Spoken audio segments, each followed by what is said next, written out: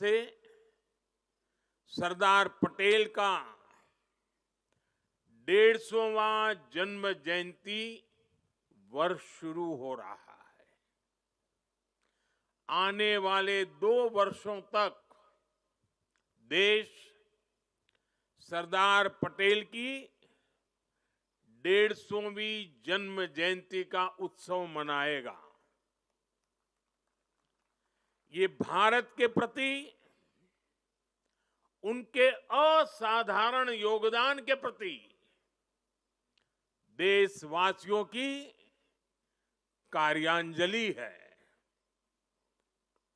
2 वर्ष का ये उत्सव एक भारत श्रेष्ठ भारत के हमारे संकल्प को मजबूत करेगा।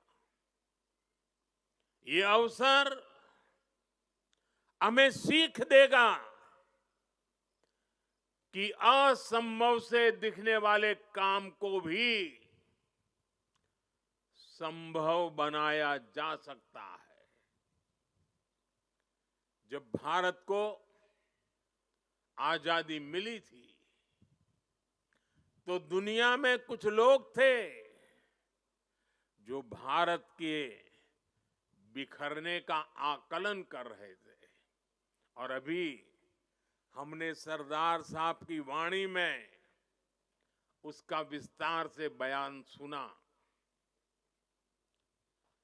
उन लोगों को जरा भी उम्मीद नहीं थी कि सैकड़ों रियासतों को एकजुट करके फिर से एक भारत का निर्माण हो पाएगा।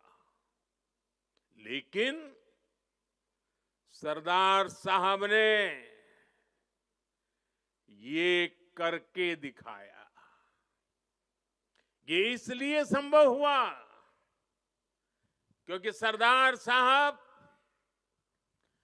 व्यवहार में यथार्थवादी, संकल्प में सत्यवादी, कार्य में मानवतावादी और ध्येय में राष्ट्रवादी थे। आज हमारे पास छत्रपति शिवाजी महाराज की प्रेरणा भी है। उन्होंने आक्रांताओं को खदेड़ने के लिए सबको एक किया। ये महाराष्ट्र का रायगढ़ किला आज भी साक्षात वो गाथा कहता है। छत्रपति शिवाजी महाराज ने रायगढ़ के किले से राष्ट्र के अलग अलग विचारों को एक उद्देश्य के लिए एकजुट किया था। आज यहां एकता नगर में हम रायगढ़ के उस ऐतिहासिक किले के उसकी छवि हमारे सामने प्रेरणा का प्रतीक बन के खड़ी है। रायगढ़ किला सामाजिक न्याय, देशभक्ति और राष्ट्र प्रथम के संस्कारों की पवित्र भूमि रहा है। आज इसी पृष्ठभूमि में हम विकसित भारत के संकल्प की सिद्धि के लिए यहां एकजुट हुए हैं। एक सच्चे भारतीय होने के नाते हम सभी का कर्तव्य है कि हम देश की एकता के हर प्रयास को सेलिब्रेट करें, उत्सव उमंग से भर दे। ऊर्जा, आत्मविश्वास, हर पल नए संकल्प, नई उम्मीद, नए उमंग, यही तो सेलिब्रेशन है। जब हम भारत की भाषाओं पर बल देते हैं उससे भी एकता की एक मजबूत कड़ी हमें जोड़ती है। नई राष्ट्रीय शिक्षा नीति में हमने भारतीय भाषाओं में पढ़ाई पर विशेष बल दिया है। और आप सबको पता है और देश ने गौरव भी अनुभव किया, दुनिया भर में उसे उत्सव के रूप में बनाया गया। वो कौन सा निर्णय था? हाल में ही सरकार ने मराठी भाषा, बांग्ला भाषा, असमिया भाषा, पाली भाषा और प्राकृत भाषा, इन भाषाओं को शास्त्रीय भाषाओं का दर्जा दिया है। सरकार के इस फैसले का सभी ने दिल से स्वागत किया है और हम हमारी भाषा को मातृभाषा कहते हैं। और जब मातृभाषा का सम्मान होता है ना, तो हमारी अपनी माता का भी सम्मान होता है, हमारी धरती माता का सम्मान होता है और हमारी भारत माता का सम्मान होता है। भाषा की तरह ही आज देश भर में चल रहे कनेक्टिविटी के काम, जोड़ने के काम भी देश की एकता को मजबूत कर रहे हैं। रेल हो, रोड हो, हाईवे हो और इंटरनेट जैसे आधुनिक इंफ्रास्ट्रक्चर के ने गांव को शहरों से जोड़ा है। जब कश्मीर और नॉर्थ ईस्ट की राजधानियां रेल से जुड़ती हैं, जब लक्षद्वीप और अंडमान निकोबार द्वीप अंडर सी केबल से तेज इंटरनेट से जुड़ते हैं, जब पहाड़ों पर लोग मोबाइल नेटवर्क से जुड़ते हैं, तब विकास की दौड़ में पीछे छूट जाने का भाव समाप्त हो जाता है। आगे बढ़ने की नई ऊर्जा अपने आप जन्म लेती है। देश की एकता का भाव सशक्त होता है कि नीतियों में और नियत में भेदभाव का भाव भी देश की एकता को कमजोर करता रहा है। बीते 10 वर्षों में देश में सुशासन के नए मॉडल ने भेदभाव की हर गुंजाइश समाप्त की है। हमने सबका साथ, सबके विकास का रास्ता चुना है। आज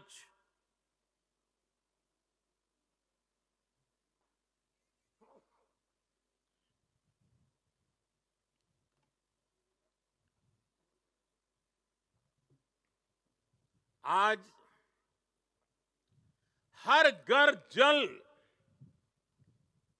इस योजना से बिना भेदभाव जल पहुंचाने का प्रयास हो रहा है। आज पीएम किसान सम्मान निधि सबको मिलती है, तो सबको बिना भेदभाव मिलती है। आज पीएम आवास के घर मिलते हैं, तो सबको बिना भेदभाव मिलते हैं। आज आयुष्मान योजना का लाभ मिलता है, तो बिना भेदभाव हर पात्र व्यक्ति को इसका फायदा होता है। सरकार की इस अप्रोच ने समाज में, लोगों में दशकों से व्याप्त असंतोष को समाप्त किया है। इस वजह से लोगों का सरकार पर भरोसा बढ़ा है, देश की व्यवस्थाओं पर भरोसा बढ़ा है। विकास और विश्वास की यही एकता एक भारत श्रेष्ठ भारत के निर्माण को गति देती है। पूज्य बापू महात्मा गांधी कहा करते थे,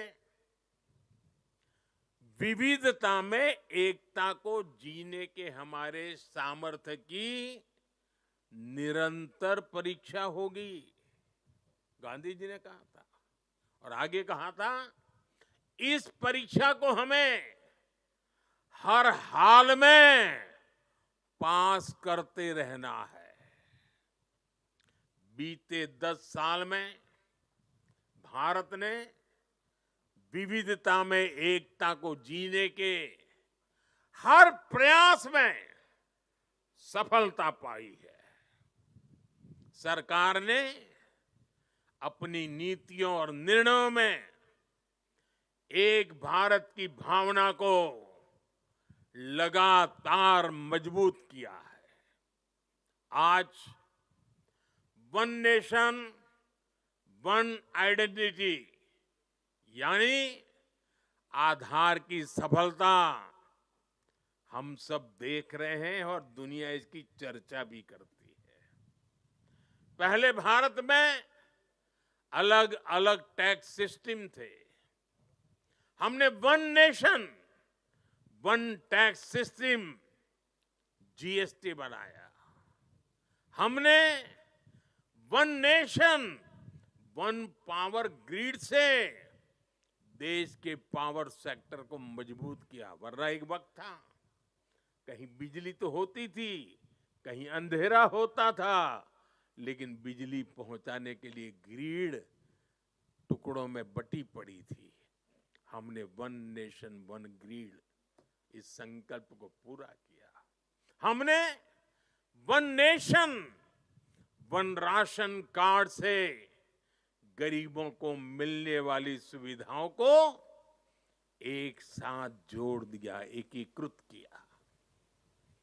हमने आयुष्मान भारत के रूप में one nation one health insurance की सुविधा देश के जन जन को दी है। साथियों, एकता के हमारे इन प्रयासों के तहत ही अब हम वन नेशन वन इलेक्शन पर काम कर रहे हैं, जो भारत के लोकतंत्र को मजबूती देगा, जो भारत के संसाधनों का ऑप्टिमम आउटकम देगा और देश विकसित भारत के सपने को पार करने में और नई गति प्राप्त करेगा, समृद्धि प्राप्त करेगा। भारत आज one nation one civil code यानी सेकुलर सिविल कोड की तरफ भी बढ़ रहा है। और मैंने लाल किले से इस बात का जिक्र किया था। इसके भी मूल में सामाजिक एकता, सरदार साहब की बात ही हमारी प्रेरणा है। इससे अलग अलग सामाजिक वर्गों में भेदभाव की जो शिकायत रहती है, उसे दूर करने में मदद मिलेगी।